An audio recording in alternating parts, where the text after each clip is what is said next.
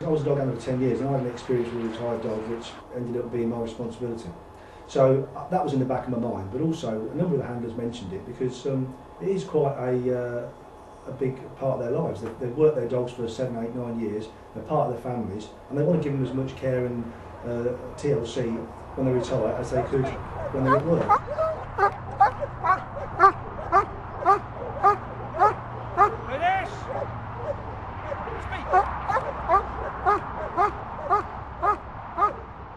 They're taking on dogs at a time when, like all of us as we get older, we need treatments.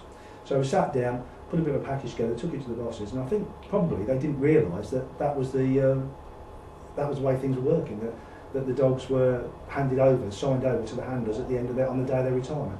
So we sat down and spoke to them, and they took it on board, and we're very pleased about that. They pay for their food, vets fees, as in maintenance, inoculations, parasite treatment, and worming, stuff like that, just the normal stuff. And obviously, if anything major happens, we have to sit down with the handler, as you would with any family, and discuss a major illness.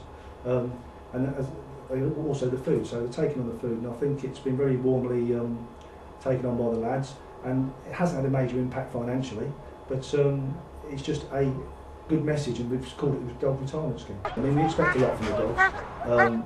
They live with the handlers and their families 24/7, and we do expect a lot from them. We expect them to work, on call all times of the day and night, and they give all their working life to us. So at a time when they need some help from us, it's nice now that we can give them that. It includes all the dogs, German Shepherds. German Shepherds tend to be, all the GP dogs, we've got 2 Belgian Malinois, but are both working at the moment. They tend to be dogs that jumping, chasing, tracking. They're the ones that tend to wear it out, if that's the right word, earlier than the search dogs. And the search dogs, which are springers and labs, tend to work for perhaps 11 or 12. And very often it is arthritis and things like that which they retire with.